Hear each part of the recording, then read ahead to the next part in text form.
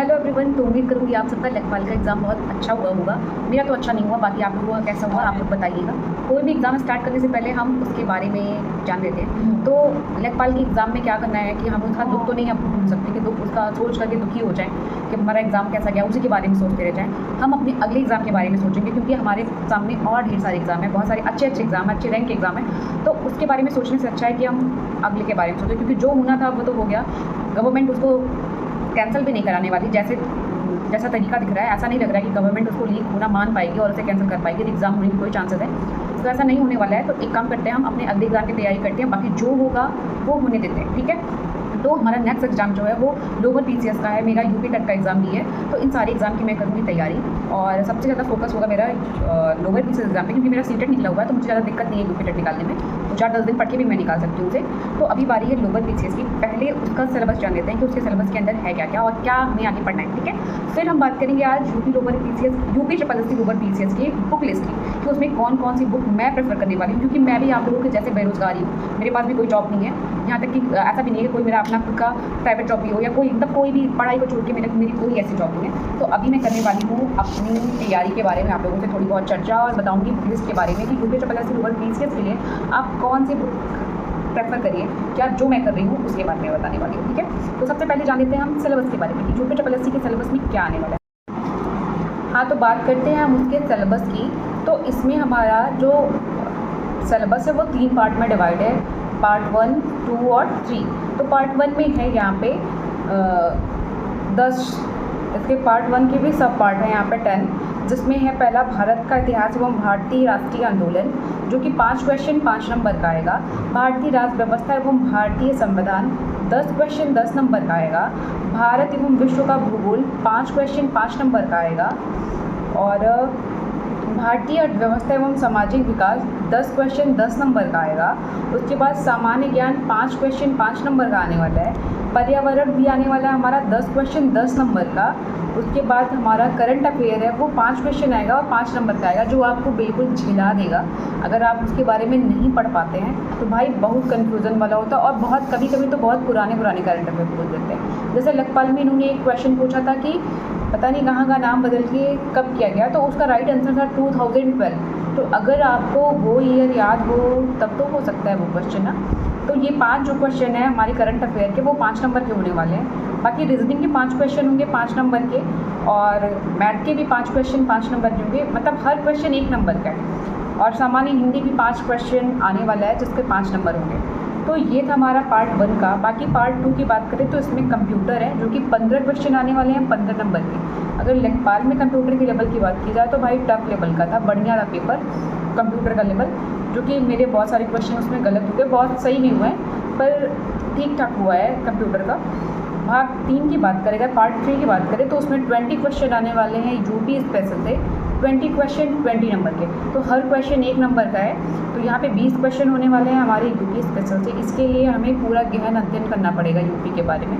तो इसको पढ़ाई करने के लिए मतलब अब देखिए हम बात करेंगे कौन सा सब्जेक्ट हम कहाँ से पढ़ने वाले हैं, क्योंकि ये सबसे ज़्यादा ज़रूरी पार्ट होता है कि कैसे आपकी जो पढ़ाई है, जो पढ़ने का तरीका या जो बुक आप प्रेफर कर रहे हैं वो सही नॉलेज दे पा रही है कि नहीं। तो बात करें अगर पार्ट 1 की, तो जिसमें हिस्ट्री, पॉलिटी, ज्योग्राफी, इकोनॉमिक्स और साइंस टेक ये सारी चीज़ें थी, उसके लिए मुझे लगता है मेरे हिसाब से जितना मैंने अभी तक पढ़ा है, लोगों से पूछा है, समझा है, जाना है, तो उन सब के लिए मुझे लगता है लूसेंट से अच्छी बुक कोई नहीं हो सकती।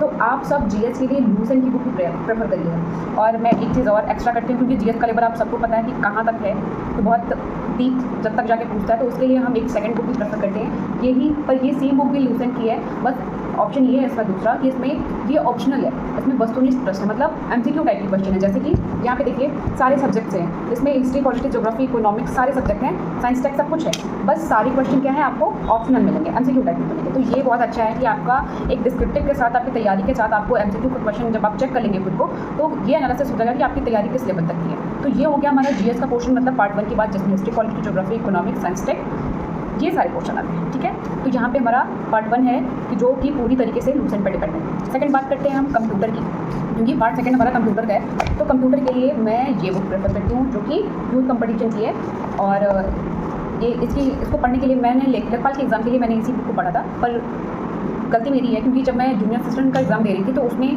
कंप्यूटर का लेवल इतना ईजी आ गया था कि मैं लेखपाल के टाइम इस बुक को पढ़ ही नहीं पाई। मैं अपने मन की बात बता रही हूँ, मतलब रियलिटी बता रही हूँ। तो मेरा बीटीसी का एग्ज़ाम भी चल रहा था, तो मैं ज़्यादा कुछ पढ़ नहीं पाई थी इस बारे में। तो ये चीज़ थी कि मैं यहाँ पे अब की बार, लेकिन मैं कोई गलती नहीं करने वाली हूँ। अब की बार मैं इस बुक को पढ़नी ही वाली हूँ लोअर केसेस के लिए। तो मैं इसको पढ़ना स्टार्ट करूँगी। ये मैं कंप्यूटर के लिए रखती हूँ पार्ट सेकंड के लिए। तो हमारे पार्ट सेकंड की तैयारी इस बुक से हो जाएगी, जो कि यूथ कंपटीशन की है, यूपी SSSC स्पेशली कंप्यूटर के लिए। तो ये तो हो गया हमारे पार्ट सेकंड। और पार्ट थर्ड यूपी स्पेशल की बात करें तो वो है हमारा ये बुक है, जो कि परीक्षावाड़ी है। ये कहते हैं कि ये बुक बहुत फेमस है यूपी स्पेशल के लिए, पीसीएस एग्ज़ाम के लिए, जैसे जो यूपीपीएससी कराती है उस लेवल के एग्ज़ाम के लिए भी ये बहुत अच्छी बुक है। तो ये बुक मैं यूपी स्पेशल के लिए प्रेफर करूँगी और मैं यही पढ़ने वाली हूँ, क्योंकि इसमें यूपी से जुड़े जितने भी करंट अफेयर हैं उनके बारे में, यूपी के जिलों के बारे में, यूपी के बजट के बारे में, और यहाँ तक कि यूपी की हिस्ट्री के बारे में, उसके राजनीतिक पक्ष के बारे में सब कुछ इसमें दिया हुआ है। तो हम यहीं से पढ़ने वाले हैं इस चीज़ को।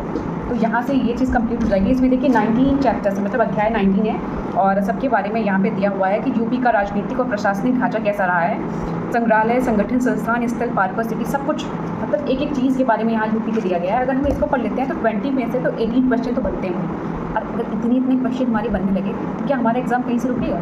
कहीं से नहीं रुकेगा। और इसके बाद अगर कोई क्वेश्चन बनता है जो कि इस बुक से बाहर है, तो फिर वो किसी से नहीं होने वाला। तो फिर उसकी चिंता करने की ज़रूरत नहीं है, वो सबका हमारा जाएगा तो सबका भी जाएगा उसका। तो ठीक है, तो ये रही मेरी बुक लिस्ट। तो मैं प्रेफर कर रही हूँ, आपको समझ में आ गया होगा, यूपी स्पेशल के लिए परीक्षावाड़ी, कंप्यूटर के लिए यूथ कंपटीशन की बुक, और जीएस के लिए मैं प्रेफर करने वाली हूँ यूसेंट की बुक, डिस्क्रिप्टिव और ऑप्शनल दोनों। बाकी मॉक टेस्ट आपको देते रहना है, जहाँ पे भी फ्री मॉक टेस्ट मिले आपको दे लीजिए अगर आपके पास। बाकी कोई भी गवर्नमेंट एग्ज़ाम बिना मॉक टेस्ट के, बिना PYQ के नहीं चलने वाला, इसलिए अपनी प्रैक्टिस आप बनाए रखिए, मॉक टेस्ट देते रहिए। मॉक टेस्ट सबसे ज़रूरी पार्ट होता है, क्योंकि ये हमारी कमियों को बताता है। और देखिए लेखपाल में आगे क्या होने वाला है मुझे तो कुछ समझ में नहीं आ रहा। बाकी मैं अब इस एग्ज़ाम की तैयारी में लगी हूँ। आपको मैंने बुक लिस्ट भी शेयर कर दी कि जो मैं पढ़ने वाली हूँ वो चीज़ मैंने बता दिया। मैं बहुत एक्सपीरियंस वाली नहीं हूँ, पर मैं अपने आसपास के लोगों से पूछती हूँ, मतलब मेरे रिलेटिव में पीसेस भी हैं लोग, तो मैं उन लोगों से ये सारी चीज़ें पूछती हूँ, उसके बाद मैं अपना निकालती हूँ, मतलब जो भी कन्फ्यूज़न होता है। क्योंकि देखिए आपको जगह जगह अलग अलग बुक पढ़ने से अच्छा है कि आप किसी एक बुक को पढ़ें और अच्छे से पढ़ें, कई बार पढ़ें, वो ज़्यादा फ़ायदेमंद है। तो आप सभी सोचती हूँ या आपको कुछ भी समझ में आता है, दूसरी कोई बुक समझ में आती है जो ज़्यादा हेल्पफुल है इससे, तो आप मुझे ज़रूर सजेस्ट करिएगा। मैं सजेशन लेना मुझे बहुत पसंद आता है। और बाकी की नेक्स्ट वीडियो में अगर आप मुझे, दूसरी बात, अगर आप कहते हैं कि मैं आपको अपने लोअर पीसेस का डेली टारगेट या डेली मतलब मैं किस तरीके से कितना पढ़ रही हूँ ये जानना चाहते हैं, तो आप मुझे ज़रूर कमेंट करिएगा। मैं वो चीज़ भी शेयर कर दूँगी। हाँ, अगर वीडियो नहीं बना पाती तो मैं फ़ोटो के थ्रू, इमेज के थ्रू पोस्ट कर दूँगी, आप देख लीजिएगा मेरा टाइम टेबल। बाकी की सारी चीज़ें मैं बाद में करूँगी। अभी तैयारी पे फोकस करते हैं, अपने एग्ज़ाम की तैयारी करते हैं और अच्छी तैयारी करते हैं। तो अभी के लिए बाय बाय।